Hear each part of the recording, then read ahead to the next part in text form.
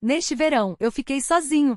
Helena, minha esposa, viajou para Brasília por 3 meses. Algum projeto importante na empresa dela, uma loucura da qual a carreira dela dependia. Minha filha, Catarina, foi para um acampamento de férias na Serra da Mantiqueira, onde, imagino, fazia pulseirinhas de miçanga e cantava Legião Urbana ao redor da fogueira. Nosso apartamento simples em São Paulo virou um deserto. O silêncio cortava os ouvidos. Só a geladeira antiga roncava, como um vigia cansado. O calor grudava na pele, as paredes pareciam se encolher, e o ar era pesado, como numa sauna. Eu passava horas na varanda com uma garrafa de cerveja gelada, olhando para o parquinho infantil, onde nem os balanços rangiam. Tudo parecia estranho, como se eu estivesse preso na vida de outra pessoa. Como cheguei a isso? Sozinho, aos 38 anos, num apartamento onde cada canto me lembrava de quem não estava. A salvação veio de repente. Uma ligação de Dona Lúcia, minha sogra. Lúcia, como eu a chamava às vezes quando Helena não estava por perto, falava com o seu calor habitual. Vitor, vamos para Paraty. Você adora o mar. Eu reservei um quarto numa pousada, sabe? Aquela com as palmeiras e a prainha particular. 2 camas, mas a Helena não vai. Trabalho, como sempre. Não vamos deixar estragar, não é? Eu gelei.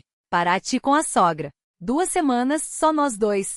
Mas em casa eu estava enlouquecendo, trocando de canais entre o jornal e a reprise de alguma novela antiga.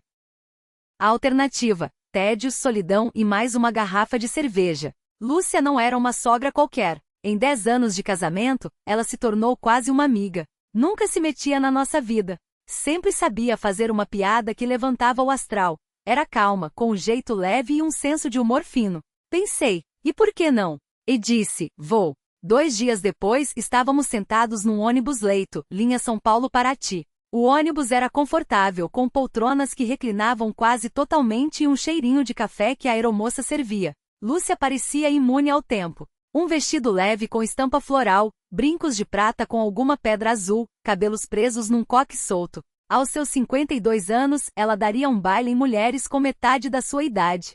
Seus movimentos tinham uma graça, herança da juventude, quando dava aulas de samba de gafieira num centro cultural. Conversamos sobre banalidades, sobre como o preço do tomate subiu, sobre um filme antigo da Tônia Carreiro, sobre o gato do vizinho que roubou um pedaço de linguiça de novo. Ela ria, e o riso dela era como uma brisa naquele ar abafado do ônibus.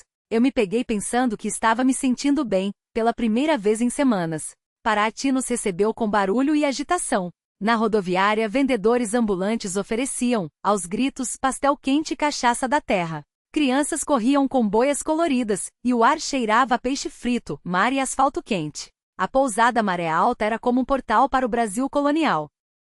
Paredes brancas, janelas de madeira azul, um pátio interno com uma fonte e um cartaz desbotado de um antigo festival de cachaça. Nosso quarto, no 2º andar, tinha vista para a Bahia. 2 camas de madeira que rangiam, um armário antigo com espelho, e uma varandinha com uma mesa de plástico e uma vista para os coqueiros. Vamos descansar como merecemos, disse Lúcia, jogando a bolsa na cama. Eu concordei com a cabeça, mas já sentia que ficar separados não seria uma opção. Os dias começaram a passar lentamente como melaço. De manhã, tomávamos café forte no salão, que cheirava a pão de queijo e bolo de fubá quentinhos. Lúcia pegava sua xícara e me levava para o terraço, onde o vento do mar balançava seus cabelos.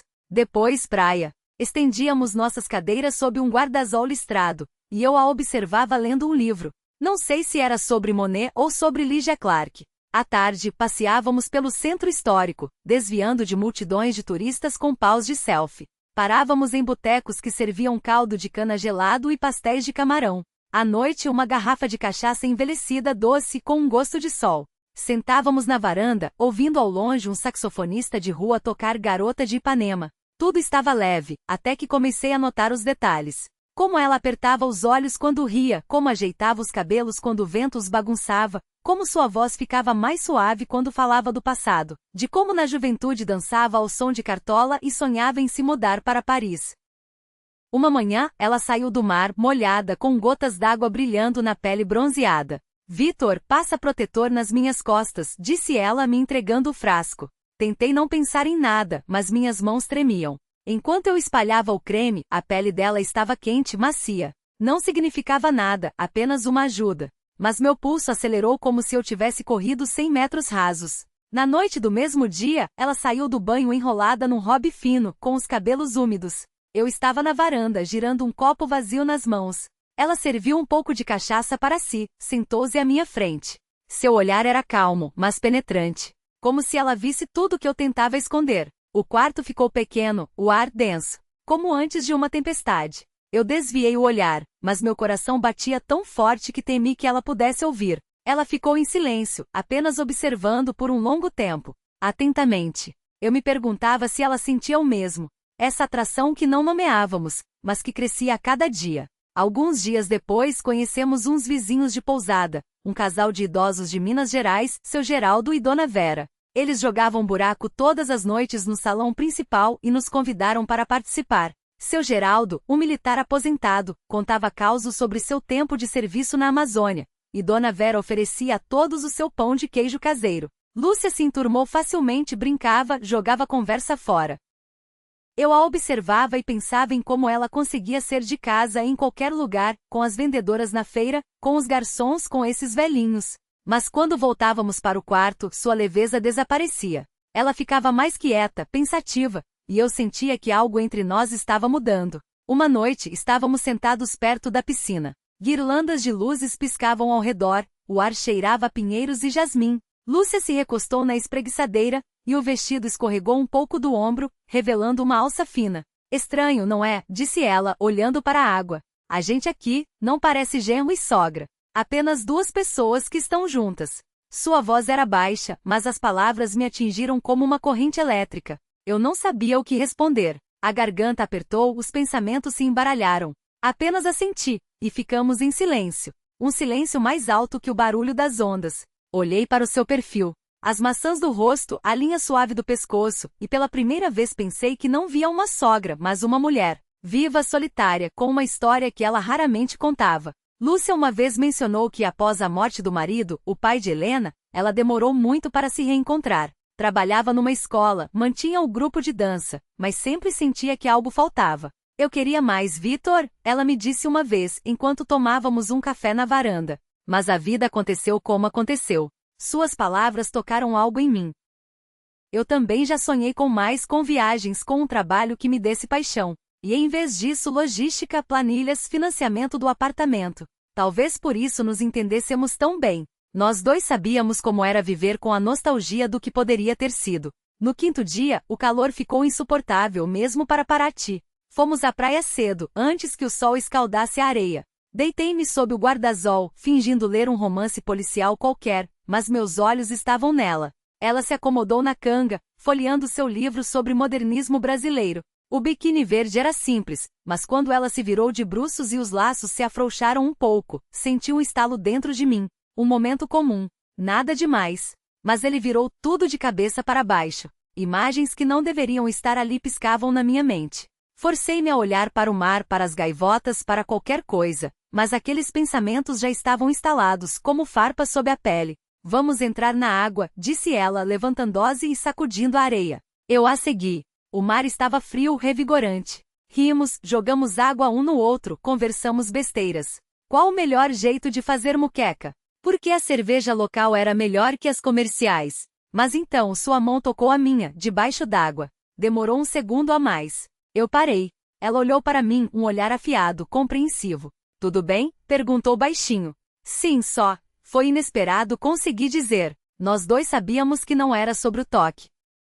Era um passo além da fronteira. A porta se entreabriu, e ninguém tentou fechá-la. Naquela noite, a tensão tornou-se palpável. Caminhamos em silêncio até o quarto, mas o silêncio gritava. Servi uma dose de cachaça para me acalmar. Lúcia saiu para a varanda descalça com um vestido leve. Cabelos soltos como ondas. Sentou-se à minha frente, pegou o copo. Olhávamos para as luzes de Paraty, para os barcos ao longe. Você também sente, não é? Ela disse finalmente, sem olhar para mim. Eu assenti. Isso é errado, acrescentou ela, como se falasse para si mesma. Outro aceno meu. Ela se virou, e eu vi em seus olhos não a sogra, mas Lúcia. Viva, solitária, com a mesma angústia que me consumia. Em seu olhar havia um desejo, um calor que ela escondia atrás de sorrisos e cuidados. O que você decidir está decidido, escapou da minha boca. Ela pousou o copo, levantou-se e estendeu a mão. Eu peguei sua palma quente e firme. Não falamos nada, apenas entramos no quarto. Sem paixão desenfreada, sem pressa. Foi como voltar para casa depois de um longo inverno, como um calor do qual não se foge. Pela manhã, ela estava de pé junto à janela com uma xícara de chá na mão, ainda de hobby. Foi só um descanso, disse ela sem se virar. Nós só descansamos. Agora voltamos. Eu não discuti. Mais tarde, fomos à feira comprar cocadas e cachaça de presente. Rimos de um músico de rua que desafinava em Asa Branca. Mas tudo era diferente. Cruzamos uma linha, e isso não podia ser apagado.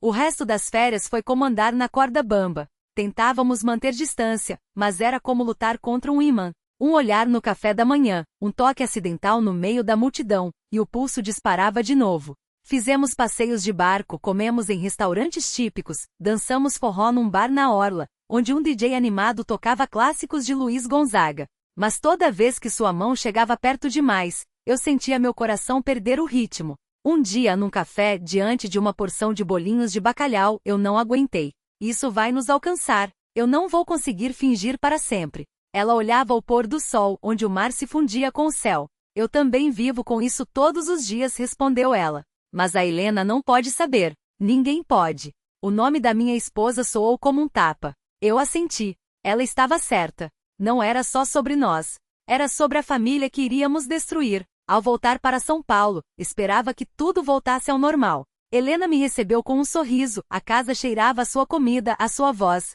Mas eu era outro. Lúcia também mudou. Ficou mais quieta, mais cuidadosa. Nos jantares de família, ela me passava o saleiro com um sorriso educado, mas seus dedos demoravam um instante a mais nos meus. Uma vez, quando Helena não estava, ela passou lá em casa com os papéis sobre a reforma do sítio. Ficamos sozinhos na cozinha. Isso não vai se repetir, disse ela baixinho, olhando para a mesa. Eu assenti, mas perguntei, mas você quer que se repita?